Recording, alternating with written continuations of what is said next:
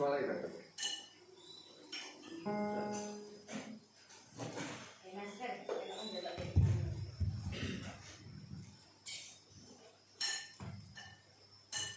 Tuhan, Shalom. Selamat pagi, selamat kita bertemu dalam kasih Tuhan Yesus Kristus. Saat ini seberapa kita yang ada pada pagi hari ini, kita masih mempunyai kerinduan untuk kita mau senantiasa mencari akan hadirat Tuhan. Kita akan masuk dalam pujian penyembahan kita kepada Tuhan. Kita mau ke satu pujian sungguh indah.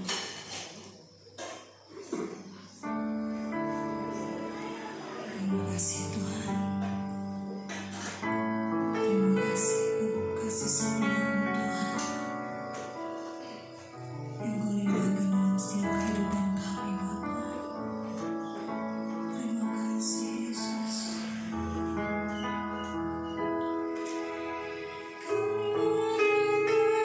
aku dapat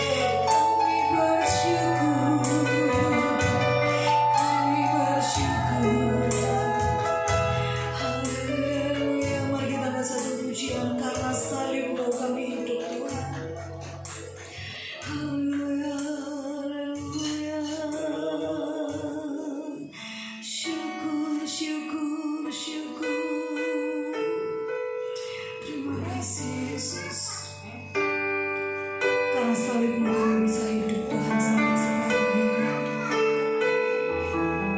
Karena salibmu kami akan menang Tuhan dalam kami menghadapi situasi dan cobaan yang kami hadapi Yesus. Bersama Engkau kami dapat melakukan perkara yang besar. Kasih Tuhan. Haleluya Yesus. Terima kasih hanya Kau Tuhan di hidupku. Kuasa-Mu sanggup menyembuhkan.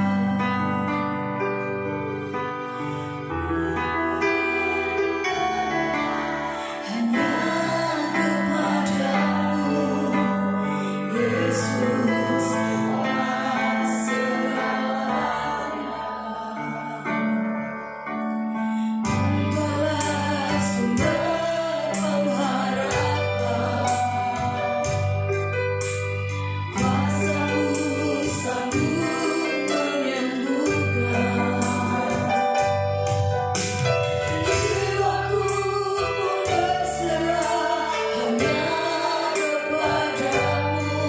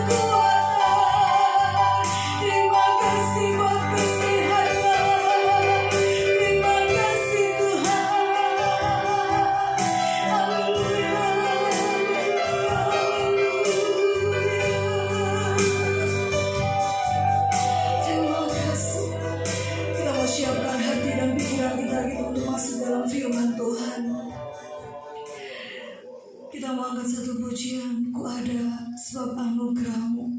Saat ini kita mau berterima kasih kepada Tuhan. Kita mau naikkan syukur kita kepada Tuhan. Kita ada saat ini, itu semua karena anugerah. Itu semua karena kasih Tuhan. Biar saatnya Tuhan masih memberikan kesempatan dalam kehidupan saudara dan saya, untuk kita menaikkan syukur, kita mau berterima kasih. Haleluya Yesus. Terima kasih Tuhan. Terima kasih Tuhan. Ku ada sebab anugerah-Mu. Ku ada karena kasih-Mu, Tuhan Yesus. Ku berterima kasih buat kasih-Mu. Ku ada sebab anugerah-Mu Tuhan. Ku ada sebab anugerah-Mu. Ku ada karena kasih-Mu, Tuhan Yesus. Ku berterima kasih buat kasih-Mu. Terima kasih Yesus.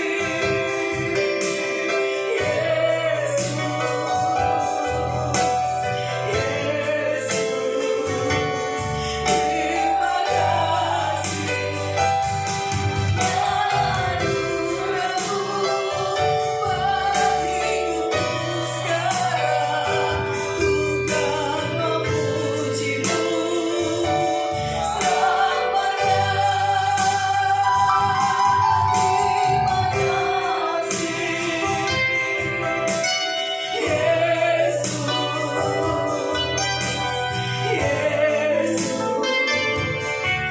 Terima kasih ya anugerah-Mu buat hidupku sekarang. Bukan memuji-Mu selamanya.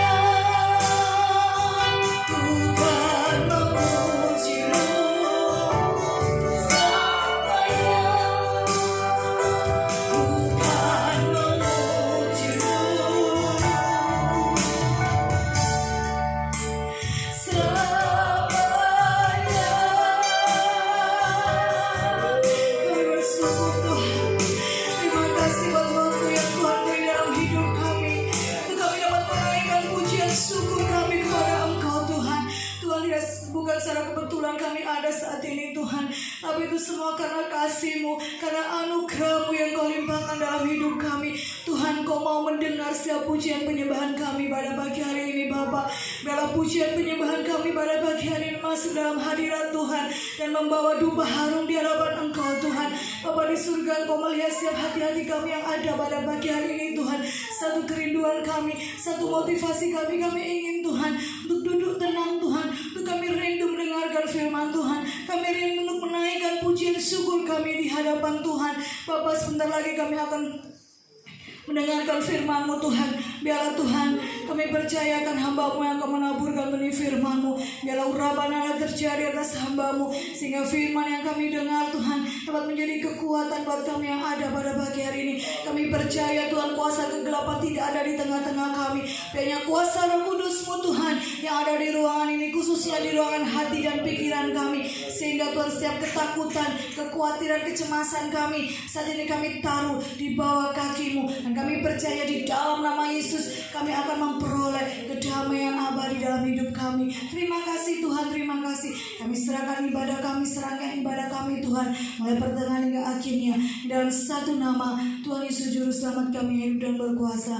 Haleluya, amin. Shalom. Puji Tuhan. Pertama-tama saya ucapkan selamat pagi.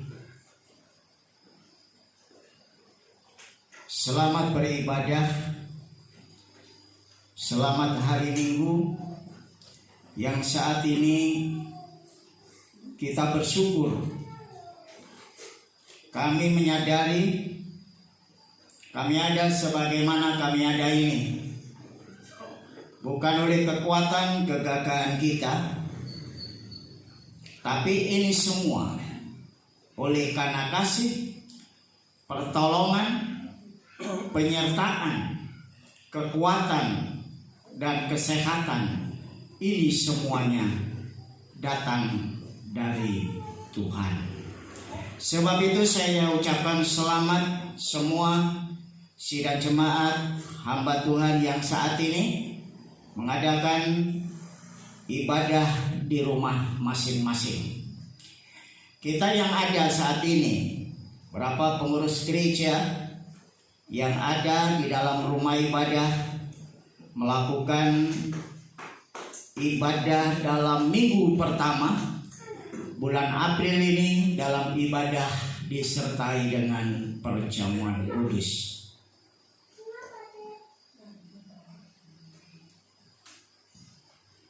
Tiga minggu sudah gereja-gereja tidak membuka pintu gereja. Artinya bahwa gereja-gereja tidak ada kegiatan. Apakah ibadah raya, hari Minggu, ibadah tengah minggu, ibadah kaum muda, ibadah kaum ibu, kaum pria, sekolah minggu, dan lain sebagainya. Tidak ada kegiatan. Karena kegiatannya itu dialihkan ke rumah masing-masing. Minggu yang lalu sudah saya sampaikan, bukan berarti kalau kita tidak ibadah ini terus kita tidak taat kepada Allah. Maksudnya tidak ibadah di gereja ini tidak taat kepada Allah.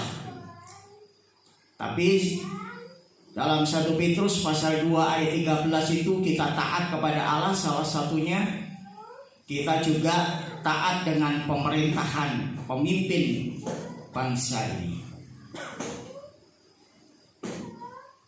Saudaraku, saya merenungkan, kalau gereja pada ditutup, tidak ada kegiatan, ada kuasa yang sangat gembira. Ada kuasa senang, yaitu tidak lain iblis. Melihat gereja ditutup, melihat anak Tuhan tidak ibadah, itu rasanya senang. Iblis ini tertawa dengan sukacita. Tapi saudara sekalian, begitu iblis melihat bahwa anak-anak Tuhan tidak ibadah di gereja, tapi ibadah di rumah masing-masing, maka iblis ini bingung, ya. Bagaimana caranya supaya umat Tuhan, orang yang percaya ini, tidak beribadah? Awalnya iblis itu senang, tertawa kalau gereja itu tertutup, tidak ada kegiatan.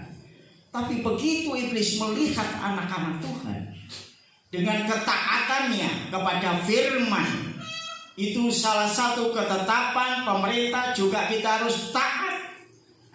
Karena pemerintah itu datangnya dari Tuhan, hamba Allah dan pelayan Tuhan. Ya, sering saya sampaikan, Roma 13, Titus pasal 3 ayat yang ke-1. Dan 1 Petrus pasal 2 13 sampai ayat 14. Iblis tercengang, saudara. Iblis tercengang. Bisa dikatakan iblis sedih melihat anak-anak Tuhan. Gereja ditutup, tapi di rumah masing-masing ada misbah dalam pujian penyembahannya kepada Tuhan. Walaupun selama ini ya kalau saya katakan kurang lebih 4 bulan ini berjalan pembangunan gereja kita. Gereja ini selalu terbuka. Karena jam 8 sampai setengah 5 baru saya pulang. Setiap hari. Bahkan sampai kemarin, mungkin hari Senin saya boleh berkurang. Karena tukang-tukang sudah mulai saya stop, tidak bekerja. Saya fokuskan untuk yang di atas, ya, supaya semua juga pengurus gereja, panitia tahu. Saya fokus ada sisa dana untuk yang di atas, di bawah nomor 2. Yang penting saya lihat sudah kokoh, sudah mantap, sudah saya tidak ragu-ragu lagi.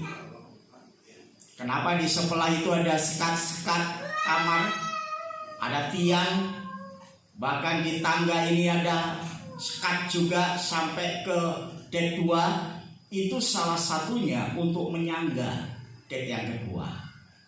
Karena lantai 2 ini yang baru ini cuma nempel saja di sini, tidak ada tiang. Nah, di sini saya berpikir. Nah, kalau sudah mantap, nggak ragu-ragu, sekarang fokus hanya di atas.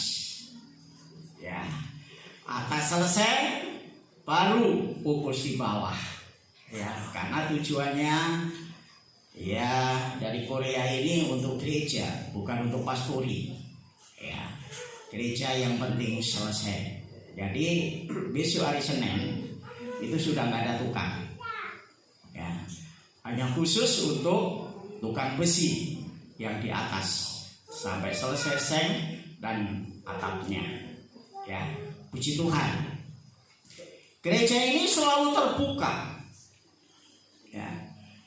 Dan salah satu saya juga harapkan, tapi saya berdoa tidak bisa memaksa. Mungkin ada pengurus gereja, mungkin ada hamba Tuhan, mungkin ada jemaat ingin saat teduh di gereja dalam keadaan seperti ini, sekalian.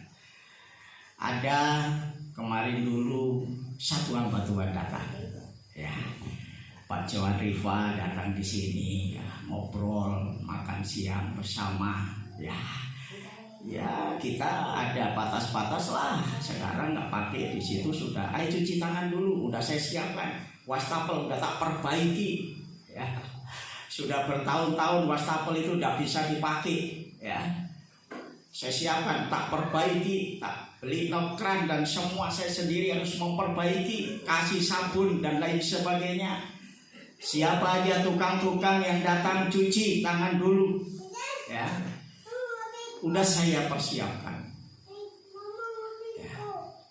Tapi satu hal besar, bahwa saya bersyukur karena setiap umat Tuhan, khususnya jemaat hamba Tuhan GTDI, jemaat Putra Agung ini tetap fokus di dalam ibadah di rumah masing-masing. Saya merenung, Tuhan, kadang-kadang anak Tuhan itu di gereja aja kurang fokus, Tuhan. Ya, ada masih main HP, masih keluar masuk, ya. Apakah itu ke kamar mandi dan lain sebagainya. Bukan berarti dia tidak fokus. Karena saya sebagai hamba Tuhan juga melihat, ya, ada, walaupun tidak banyak, mungkin satu, ya. Dan saya perhatikan di gereja-gereja lain juga begitu, kurang fokus, ya. Terus di rumah bagaimana? Apakah dia fokus? Tapi doa saya biarlah dengan adanya virus corona ini kita semakin hari semakin fokus. Lakukan ibadah di rumah, benar-benar lakukan dengan fokus, ya, dengan sungguh-sungguh, tertib di dalam jadwal ibadahnya dan lain sebagainya. Harapan saya seluruh sidang jemaat di tempat ini, walaupun ibadah di rumah masing-masing, kita harus tetap fokus di dalam ibadah. Ada ketakutan, ada kekhawatiran dengan virus corona ini. Ekonomi, kesehatan, bertemu dengan orang biasanya salaman, tidak bisa salaman, tidak apa-apa. Kita lihat budaya Jepang aja, dari dulu Jepang itu tidak pakai salaman, cuma begini aja. Apalagi dulu Jepang itu sebelum ada corona, dari dulu cuci tangan, bersih, wah itu dilakukan budayanya. Ya, nggak apa-apa, kita cuma begini aja. Ya. Bukan masalah terus kita ini tidak mau berdekatan, tapi kita ini keadaan ini. Dan berapa lama lagi gereja tetap tertutup, kita tidak tahu. Ya. Karena perkembangan tadi malam kita semua kan sudah tahu. Bertambah sekarang 2092. Bayangkan terus meningkat. Ya. Yang sembuh cuma 150. Yang mati 191. Bertambah terus. Artinya saudara sekalian, kalau masalah ini terus bertambah, kita tidak tahu kapan kita bisa ada lagi kebersamaan kita di gereja ini. Ya. Tapi satu hal saudara sekalian, kita tetap semangat dan fokus melakukan di rumah masing-masing.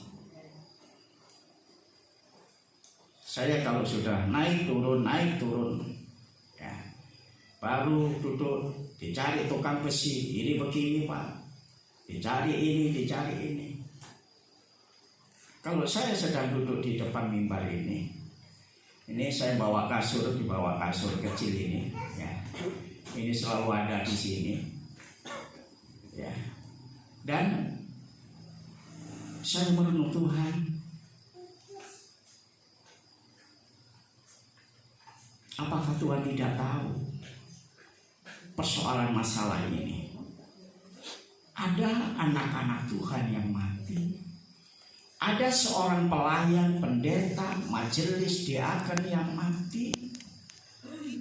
Apakah Tuhan tidak tahu? Terus saya duduk merenungkan, Tuhan tahu. Setiap persoalan yang ada dalam dunia ini Tuhan tahu. Musibah, virus, apapun Tuhan tahu. Segala sesuatu seizin Tuhan. Kembali saya diingatkan di dalam Keluaran 12 ini. Ada wabah yang begitu mematikan di bumi ini. Umat Israel disuruh Musa untuk masuk ke rumah masing-masing, mengadakan Paskah di masing-masing. Apakah Tuhan tidak tahu? Tahu. Karena Tuhan menyuruh Musa hambanya. Begitu juga kalau saya diingatkan kembali bagaimana cerita air bah. Bagaimana Nuh sampai membuat kapal di atas gunung, itu dipersiapkan oleh Tuhan. Air bah terjadi, itu pun seizin Tuhan. Maka umat yang percaya dipersiapkan. Begitu juga virus corona ini, apakah Tuhan tidak tahu? Apakah nggak seizin Tuhan? Seizin Tuhan. Ya, Tuhan tahu. Dan kalau saat ini kita ada ini oleh kemurahan Tuhan. Tadi saya katakan ada ketakutan. Saya berdoa, saya tak hilangkan. Ya, iblis ini kalau sudah membawa alam pikiran saya ini, ya. Karena minggu ketiga Pak Boy pelayanan di sini, saya ada pelayanan di Tulungagung. Saya ada di pelayanan Tulungagung itu sudah gencarnya virus, tapi belum ada ketetapan dari pemerintah. Ya. Pelayanan di Tulungagung, saya datang, hanya ibu gembalanya yang menyambut saya. Bapak gembalanya tidur. Dan Ibu Gembala bilang, Bapak berapa hari ini sakit, Pak Tio? Oh iya. Sakit apa? Sesak napas, panas, ya, dan juga batuk. Wah, ini kan tanda-tandanya corona ini. Tapi saya di benak saya itu tidak ada itu terus pikiran corona. Padahal saya tahu itu tanda-tanda virus corona seperti itu. Tapi saya lupa. Maka saudara, setelah saya ditemui dengan Ibu Gembala berbincang-bincang, dia datang. Begitu dia datang, menyalami saya. Nggak asing lagi ini hamba Tuhan. Karena apa? Karena kalau saya melayani hamba-hamba Tuhan di Terawas sana, hamba Tuhan ini suka main keyboard. Ya, nggak asing. Setelah itu sebentar hilang lagi. Setelah hilang lagi, masuk kamar lagi. Ya namanya sakit kok. Ya biar aja itu ya. Sampai sekarang besoknya hari Sabtu saya datang, besoknya hari Minggu. Ya. Hari Minggu saya datang. Hari Minggunya makan pagi. Ya. Dia ikut sama-sama sebentar saja. Setelah mau makan, sudah hampir selesai, dia baru keluar makan, ikut makan. Setelah makan masuk lagi. Tapi jam 4 sempat berbicara dengan saya di salah satu ruangan di luar. Agak lama juga saya ngobrol. Karena dia jam 4 itu sudah bangun dan saya juga 4:30 kalau nggak salah saya keluar. Ya. Setelah itu ibadah sekalian, dia main keyboard. Main keyboard memang dia karunianya ini juga musik keyboard, bass dan lain sebagainya. Memang hamba Tuhan ini. Selesai ibadah, ada altar call. Saya duduk. Tapi gembala ini katakan, Pak Pendeta terus pimpin, Bapak yang pimpin. Kan saya berdua sudah nanti altar call kan, wah. Ternyata Bapak Gembala ini secara mengajak jemaat maju ke depan, mau siapa yang didoakan. Banyak yang datang. Gembalanya mendekati saya minta didoakan Bapak. Iya. Maka dia berlutut di seperti ini di depan mimbar berlutut. Ya, saya tumpang tangan saya. Oke, selesai. Besok pagi pulang saudara. Siang habis ibadah, bukan pagi, siang itu saya langsung pulang. Ya. Selesai ibadah dia masuk kamar. Waktu pulang, makan siang dia keluar sama-sama. Deketi saya lagi, Pak, saya mohon didoakan lagi. Ya didoakan lagi ya, saya peluk dia, saya pegang pundaknya, ya. Saya doa lagi, terima kasih Bapak. Udah pulang. Setelah itu saudara ada pemberitahuan dari pemerintah. Dan begitu juga baru saya ingatkan, oh iya ya, Bapak Gembala itu kan ada tanda-tandanya itu. Corona. Ya, panas, nggak mau turun, batuk. Tapi saya bilang sama Bu Kio, itu jantungnya itu paling. Karena apa? Sesaknya itu badannya gemuk, gitu ya. Memang kemarin badannya gemuk. Ya. Saya di situ juga, wah, melihat begini ini, siapa nggak takut? Tapi ternyata di sana juga hamba Tuhan ini sembuh. Tapi bukan corona, kan begitu. Bukan corona. Tapi sebelum itu ada rasa ketakutan, pasti ada ketakutan.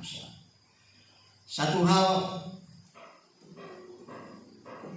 apa yang kita hadapi saat ini, biarlah kita tetap setia, semangat, berapi-api terus untuk Tuhan. Jangan sampai dengan keadaan ini terus kita ini loyo, tidak peduli lagi dan mengandalkan kekuatan manusia. Pembacaan renungan kita pagi hari ini tentang mati konyol. Kadang-kadang aneh, ini tema kok mati konyol, apa ini? Saya berdoa, saya siapkan ini mati konyol. Kenapa harus saya sampaikan mati konyol? Mati konyol itu artinya mati yang sia-sia, itu mati konyol. Ya. Dunia ini menawarkan kepada manusia supaya ikut di dalam perbuatan, tingkah laku, kemauan, kesukaannya yang diberitakan oleh dunia ini dalam kegelapan, yaitu kuasa kegelapan ini. Setan selalu menawarkan kepada manusia kesenangan, kepuasan, dan lain sebagainya. Maka bukan tidak ada, tapi ada. Walaupun tidak banyak, tapi ada. Kalau saya perhatikan di penjara-penjara itu bukan sedikit, banyak anak-anak Tuhan ada di situ. Kenapa dia paling banyak terlibat narkoba? Kalau saya perhatikan sekalian, masih muda-muda, wanitanya masih muda, prianya masih muda. Tapi kenapa dia ada di penjara? Karena narkoba. Itu artinya bahwa pemuda dan pemudi ini siap menerima apa, saudara? Menerima tawaran dari kuasa kegelapan.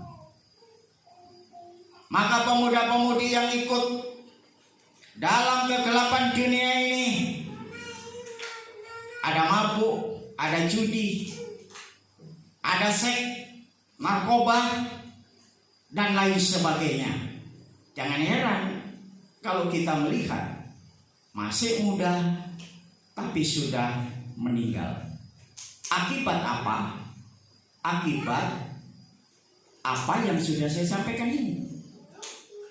Konsumsi narkoba dan lain sebagainya. Ya. Itu artinya mati konyol. Sebenarnya dia belum mengakhiri hidupnya dalam dunia ini, ya. Tapi begitu yang masih muda, dia sudah mati. Itu artinya mati konyol. Terus saya renungkan, terus bagaimana Tuhan? Ada jemaat,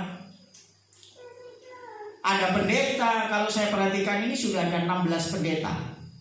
Bukan saya perhatikan, tapi teman-teman mengirim kepada saya yang memang dia ini mendata, ya, di Jakarta. Mendata pendeta-pendeta yang meninggal di mana aja, masuk datanya dia. Dia kirim sama saya. Loh Tuhan, ini pendeta mati, apakah ini mati konyol? Enggak. Dalam hati saya, dan saya jawab, iblis katakan dia mati konyol. Saya katakan enggak. Kematian itu seizin Tuhan, karena virus ini juga seizin Tuhan. Yang mati konyol itu adalah orang yang senantiasa taat dengan kuasa kegelapan dalam dunia ini, kenikmatan hidup dan lain sebagainya. Ada seorang masih kaum muda, karena patah cintanya, ya, patah hati, maka dia bunuh diri. Itu artinya dia mati konyol. Belum waktunya dia mati, tapi dia mengambil keputusan mau mati. Itu namanya mati konyol, ya. Mati konyol adalah mati yang sia-sia. Tapi sekalian, kita merenungkan kematian Tuhan Yesus Kristus di atas kayu salib Yang pagi hari ini kita bersama-sama saudara sekalian boleh sebentar mengenang dalam perjamuan kudus ini, bersekutu lagi dengan tubuh dan darah Kristus. Tuhan Yesus bukan mati konyol, saudara. Walaupun masih muda, 33 tahun, Tuhan mati di atas kayu salib. Bukan mati konyol. Tapi kematian Tuhan Yesus Kristus di atas kayu salib itu adalah Tuhan datang dan mati di atas kayu salib. Bukan mati konyol, tetapi menebus dosa manusia dan menjadi jalan perdamaian antara manusia dan surga. Itu tujuan Tuhan. Mati konyol adalah mati sia-sia. Tapi kematian Tuhan Yesus Kristus di atas kayu salib bukan mati konyol, bukan mati sia-sia. Tapi Tuhan Yesus Kristus mati di atas kayu salib itu penebusan dosa, menebus dosa umat manusia. Itu yang pertama. Dan yang kedua, menjadi jalan kembali manusia bisa ke surga.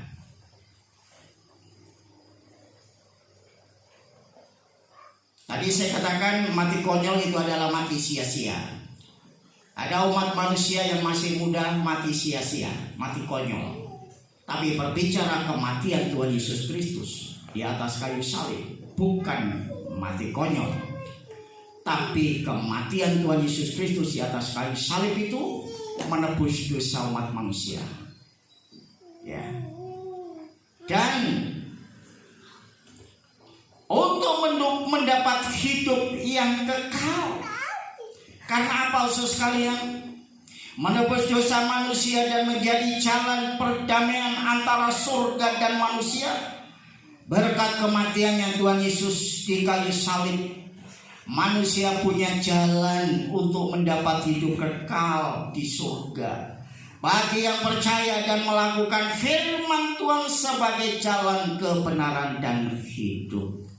Kematian Tuhan Yesus Kristus sekalian itu adalah jalan manusia kembali mendapat hidup yang kekal di surga bagi yang percaya dan melakukan firman Tuhan dalam kebenaran sebagai hidup kita.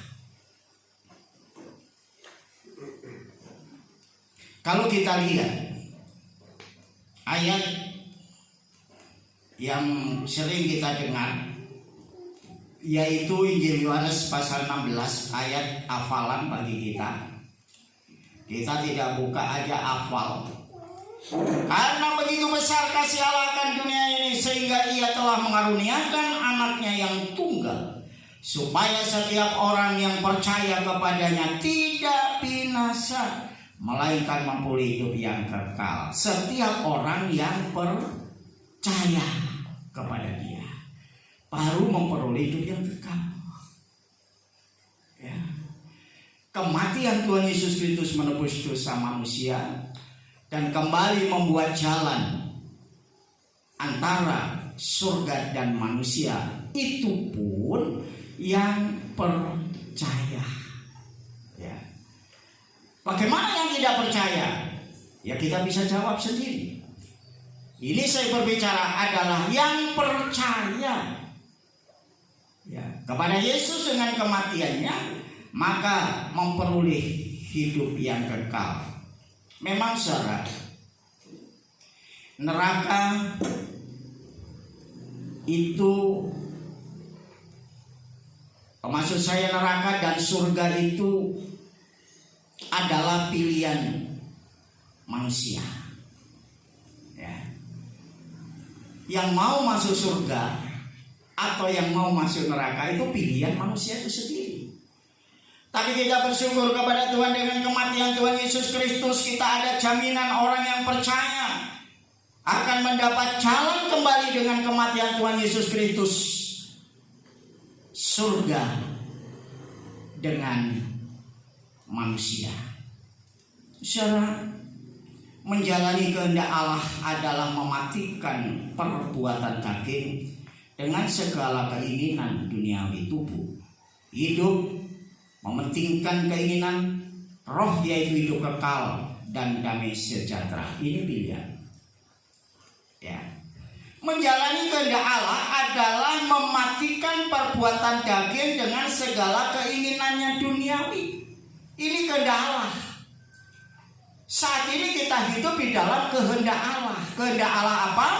Yaitu kita harus mematikan keinginan daging duniawi, diubah hidup mementingkan keinginan roh, yaitu yang kekal dan damai sejahtera. Kalau surat Roma pasal 8 ayat yang ke-6.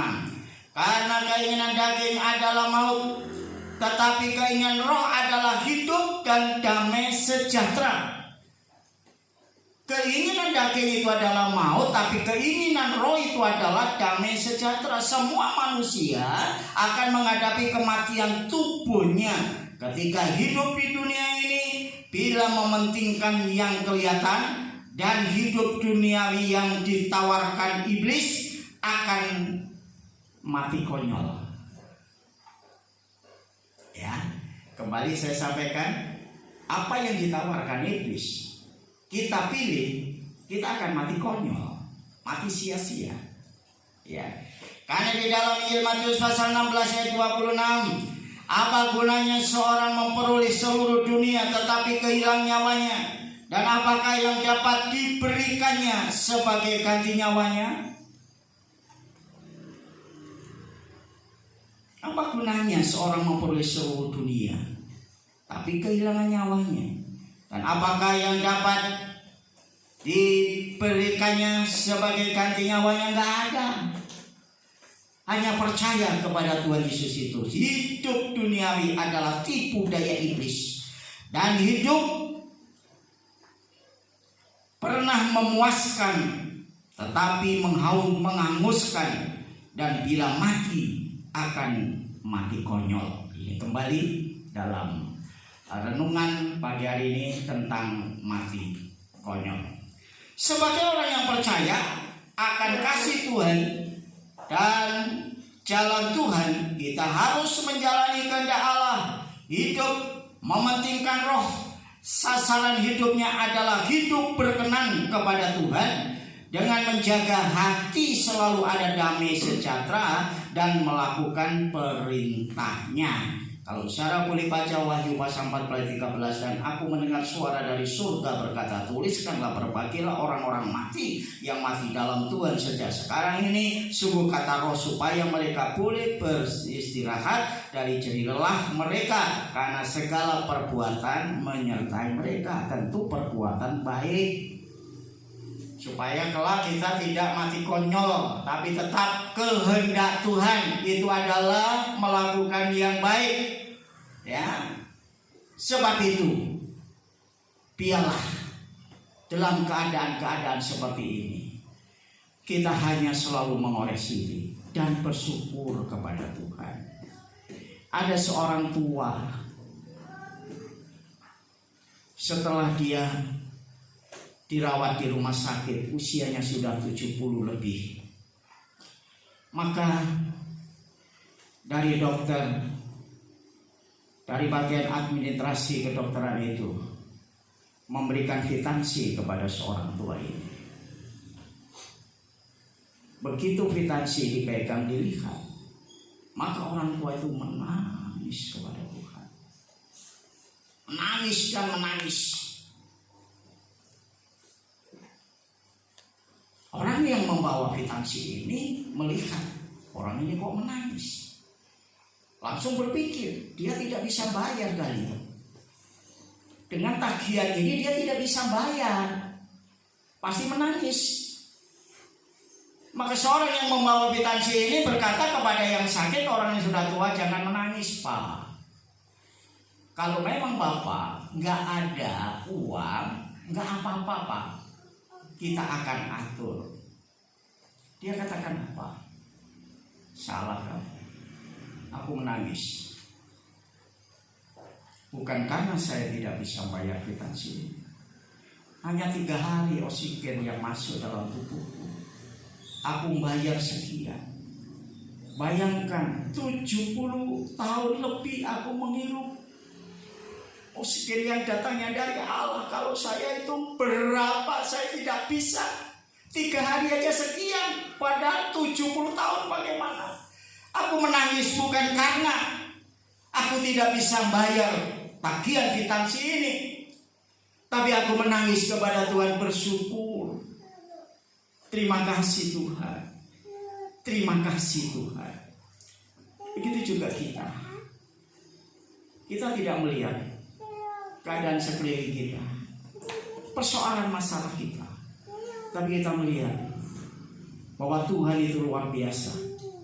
Kalau sampai saat ini kita masih ada ini, kita bisa napas, menghirup oksigen yang bagus, ini semua oleh kasih Tuhan. Sebab itu, walaupun nanti kita belum tahu berapa lama bisa kita diberi kebebasan lagi untuk kita beribadah kepada Tuhan, tetap kita melakukan ibadah di rumah masing-masing. Tapi saya juga berpikir, kalau saya kembalikan kepada hamba-hamba Tuhan, khususnya yang terjadwal. Hamba-hamba Tuhan yang terjadwal tetap bisa hadir di gereja. Ya. Walaupun hanya menyampaikan firman duduk, nanti akan disampaikan ke grup. Ya. Jadi misalnya Pak Poi yang khotbah, ya, bukan saya sendiri setiap minggu, tapi yang sudah terjadwal itu. Kalau bersedia, ya, kita percaya kok gereja kita ini sudah steril, sudah disemprot ini semua. Bukan berarti ini kursi-kursi ini semua dari peralatan ini. Setelah disemprot supaya bersih, maka semua tak tutupi. Ini keyboard ini tutup rapi, mic ini mixer tutup rapi, ya. Cuma lupa-lupa saja, drum ini akan saya tutup rapi. Sudah disiapkan sama ibu, tapi bawa sini lupa lagi. Udah steril ini, disemproti semua ini. Puji Tuhan. Saya harapkan nanti, ya, kalau saya ketemu RT, kapan saya bisa ada jadwal disemprot lagi, gitu ya. Walaupun nyemprot itu pun juga kadang-kadang nyarinya Pak Gio, gitu ya. Saya tahu itu apa tujuannya, mana Pak Gio, gitu ya. Walaupun sudah selesai.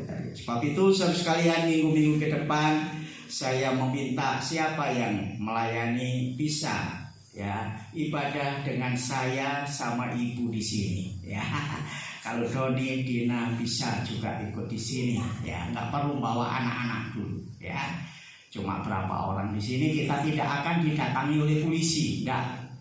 Karena cuma berapa orang. Kita doa di sini. Kalau setiap hari Sabtu, polisi itu datang ke sini, saudara. Polisi datang ke sini, datangnya karena di sini kan selalu tutup. Datanglah ke Pak Tawi. Ya.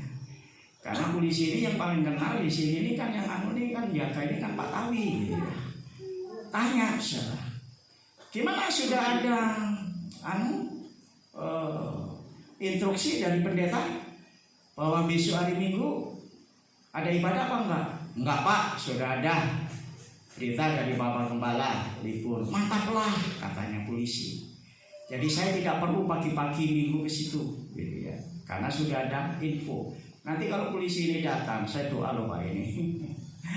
Dengan keluarga saja berapa pengurus gereja, ya. Masa nggak boleh kita berdoa? Ya, kalau 2-3 orang seperti kita ini aja, pasti nggak ada masalah, ya. Tapi ya kita jaga-jagalah, ya, jaga jarak. Yang punya masker yang nggak apa-apa tetap pakai masker, gitu ya. Karena kita ini kan juga ditolong disertai oleh Tuhan. Mari kita akan masuk dalam perjamuan kudus. Nanti Dina, kita mau bersama-sama bangkit berdiri. Salibnya, salibnya. Kita akan nyanyikan satu pujian.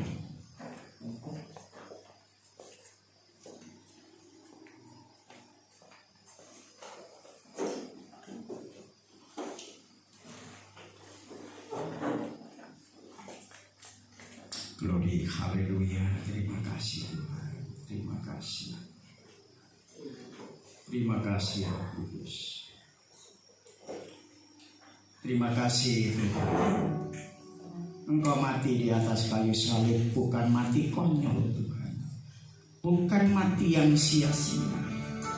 Tapi dengan kematian Tuhan Yesus Kristus di atas kayu salib menebus dosa umat manusia dan menjadi jalan antara surga dan manusia.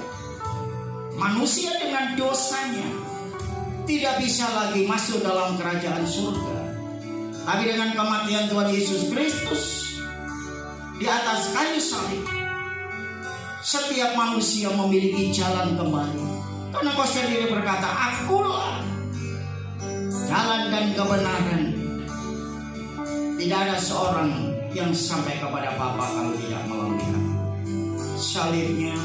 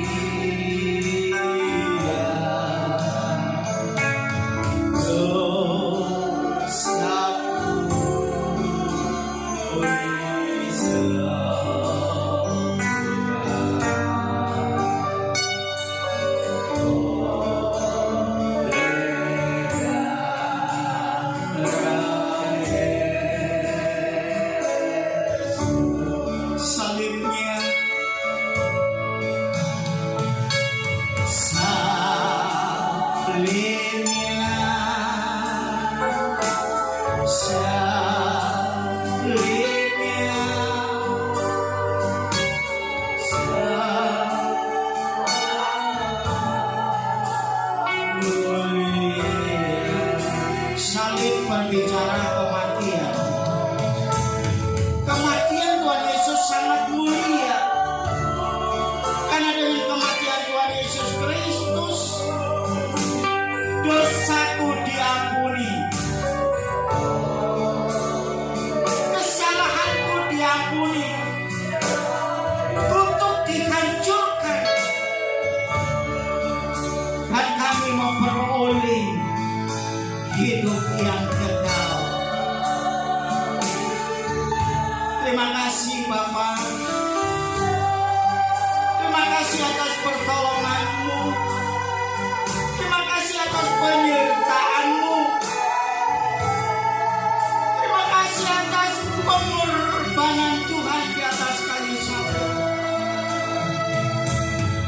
Pagi hari ini Tuhan, kami semua pengurus gereja Tuhan di Indonesia Jemaat Putragung, dalam kebersamaan kami Tuhan, kami akan bersekutu dengan tubuh dan darah Kristus. Kembali Tuhan, mengingat betapa besar kasih-Mu, betapa besar pengorbanan-Mu Tuhan. Kau mati di atas kayu salib hanya menebus dosa umat manusia. Sebab itu Bapa, pagi hari ini Tuhan, setiap kami pengurus gereja di tempat ini akan bersekutu dengan tubuh dan darah Tuhan. Dan mungkin saat ini pengurus gereja yang lain, jemaat yang ada di rumah, melakukan dalam ibadah dan menyaksikan secara online ini Tuhan. Berkati mereka Tuhan. Hamba terlalu yakin dan percaya Allah hadir di sini dan Allah juga hadir di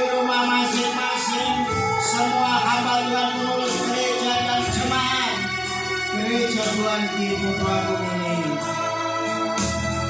Terima kasih Bapa. Terima kasih. Terima kasih. Sebab itu aku terima roti dan anggur ini dalam nama Anak Bapa, Anak dan Roh Kudus. Haleluya. Haleluya. Amin. Amin. Amin. Silakan duduk kembali. Tetap nyanyi dengan satu pujian.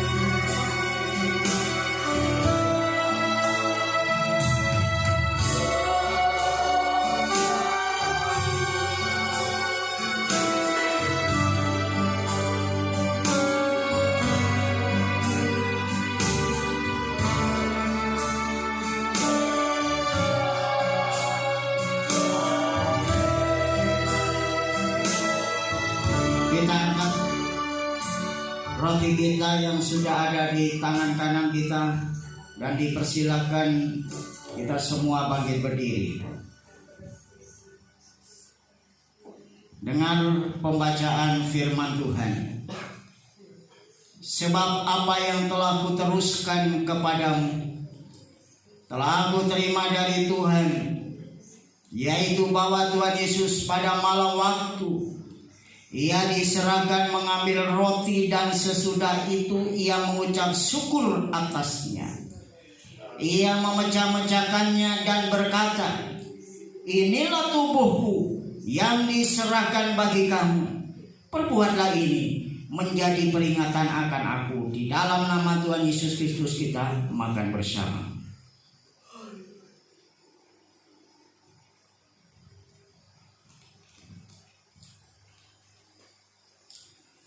Terima kasih Tuhan. Angkatlah cawan. Demikian juga yang mengambil cawan. Sesudah makan lalu berkata, cawan ini adalah perjanjian baru yang dimeteraikan oleh darahku. Perbuatlah ini setiap kali kamu meminumnya menjadi peringatan akan aku. Sebab setiap kali kamu makan roti ini dan meminum cawan ini, kamu memberitakan kematian Tuhan Yesus sampai Ia datang. Dalam nama Tuhan Yesus kita minum bersama. Bapak Boy tampil ke depan, pimpin dalam doa syafaat kita.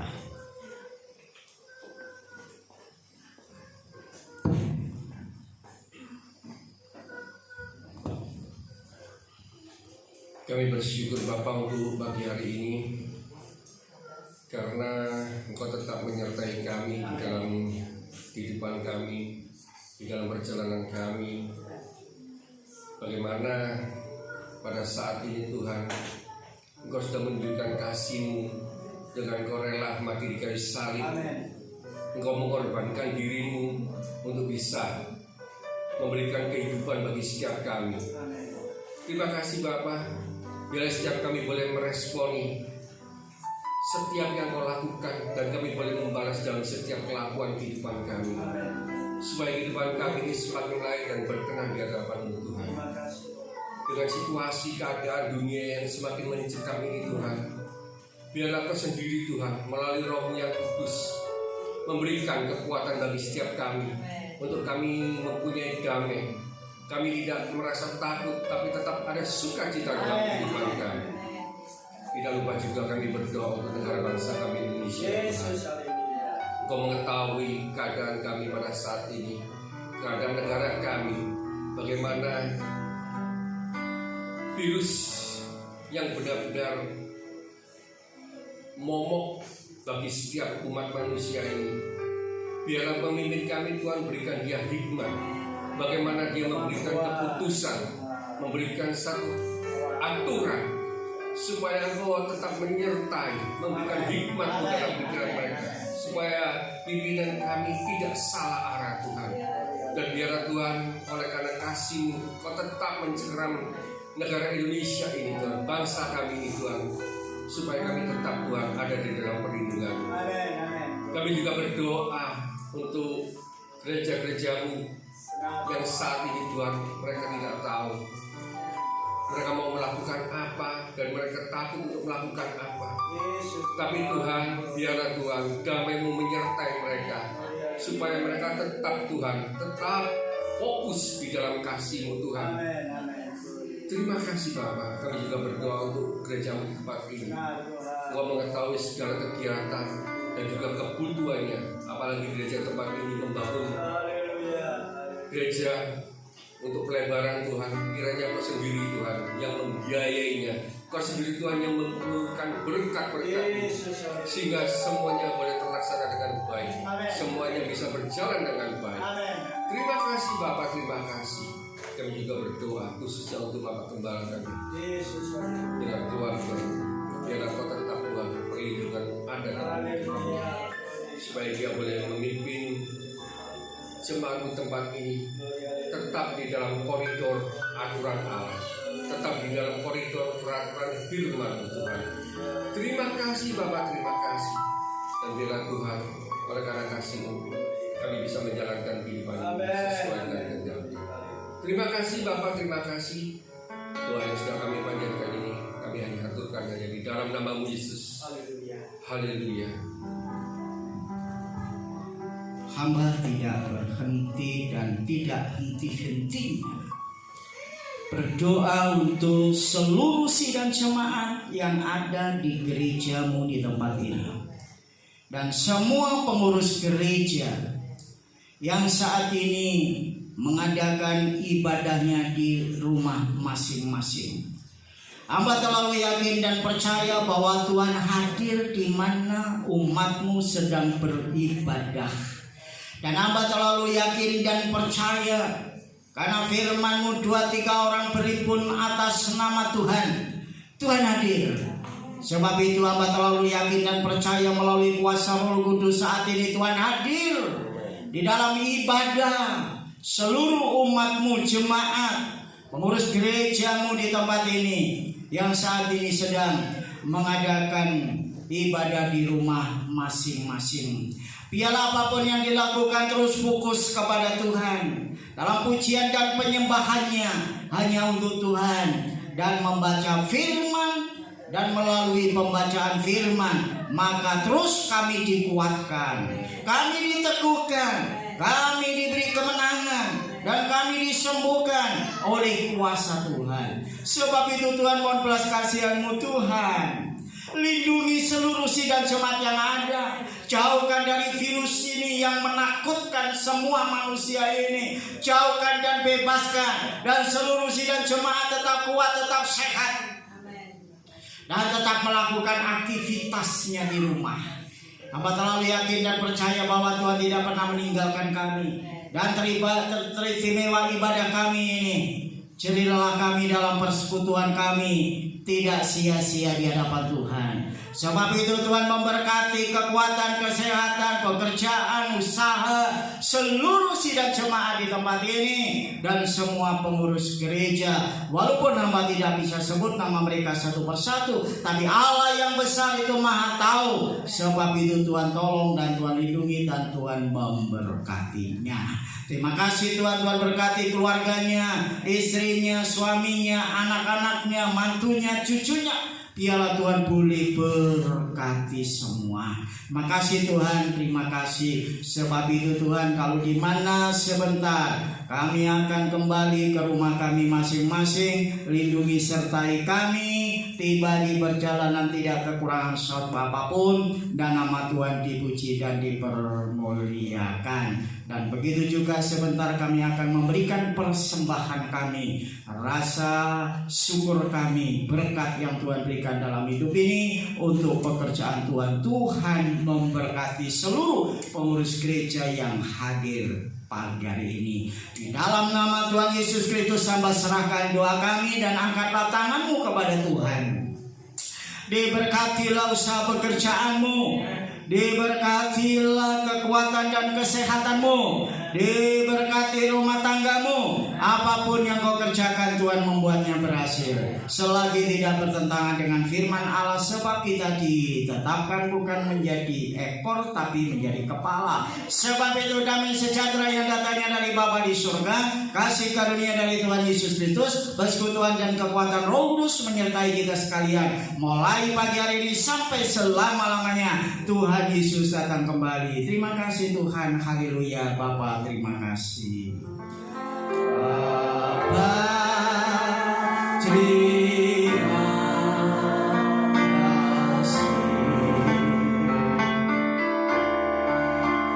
Bapa, terima kasih.